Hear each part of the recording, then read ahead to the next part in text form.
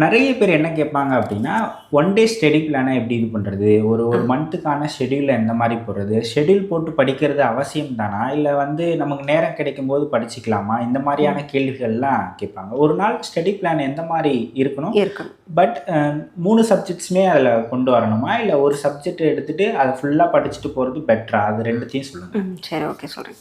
So ஒண்ணு கண்டிப்பா plan போடணும். ஸோ நம்ம நெனச்ச நேரத்துக்கு படிக்கலாம். ஆனா, பிளான் இல்லாம படிக்கக்கூடாது. ஸோ எஸ், ஒரு நாளைக்கு உங்களுக்கு 4 மணி நேரம் கிடைக்கலாம். இன்னொரு நாள் வந்து 10 மணி நேரம் கிடைக்கலாம். It depends, okay. ஆனா, அந்த வாரத்துல என்ன படிக்கணும், அந்த மாசத்துல என்ன படிக்கணுன்றத முன்னாடியே பிளான் போடணும். அப்பதான் வந்து உங்களுக்கு கரெக்டான பாத்துல போ முடியும். ட்ரீம் இருக்கு. ஆனா வந்து ஒரு கோல் செட் பண்ணி போலேன்னா, அது ட்ரீமாவே இருக்கும். ஸோ அதனால அந்த மாரி பண்ணாம, எஸ் ஃபோக்கஸ்டா பண்ணணும்.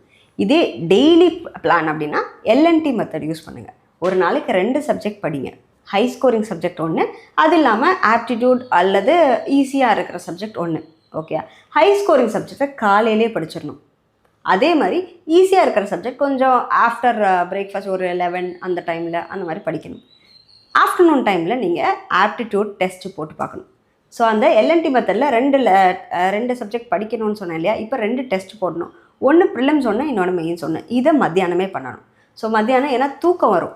எய்தர் ஆப்டிடியூட் பண்ணுங்கள், ஆர் நீங்கள் ஃபஸ்ட்டு ஸ்டார்ட் பண்ணுறது ஆப்டிடியூட் ஸ்டார்ட் பண்ணிட்டு டெஸ்ட்டு போடலாம், இல்லை டெஸ்ட்டு போட்டுட்டு ஆப்டிடியூட் போடலாம். ஆனால் ரெண்டுமே வந்து பிரெயினை வந்து ஆக்டிவாக வைக்கும். ஆனால் மத்தியானம் அந்த சாப்பிட்ட தூக்கம் அந்த மாதிரிலாம் இருக்கும் இல்லையா? அந்த டைமில் இதை யூட்டிலைஸ் பண்ணிக்கோங்க. அண்ட் இதே ஒர்க்கிங் ப்ரொஃபஷ்னலாக இருக்கீங்க அப்படின்னா நீங்கள் என்ன பண்ணலான்னா, உங்களுக்கு கிடைக்கிற டைமில் இது எல்லாத்தையும் வரணுன்றதை செட் பண்ணிக்கோங்க.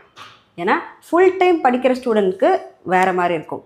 இதை விட ஒர்க்கிங் ப்ரொஃபஷனல்ஸை விட கொஞ்சம் கஷ்டப்படுறது யாருன்னா ஹவுஸ் ஒய்ஃப்ஸ்.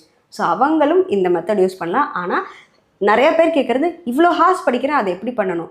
எல்லாருக்கும் ஒரே அளவுக்கு ஹார்ஸ் இருக்காது. ஆனால் அதுக்கு பதிலாக இந்த எல்என்டி மெத்தடை உங்களுக்கு இருக்கிற ஹார்ஸில் செட் பண்ணிக்கோங்க. ஸோ அதுதான். கூட ரிவிஷனும் இருக்கணும், அவ்வளோதான்.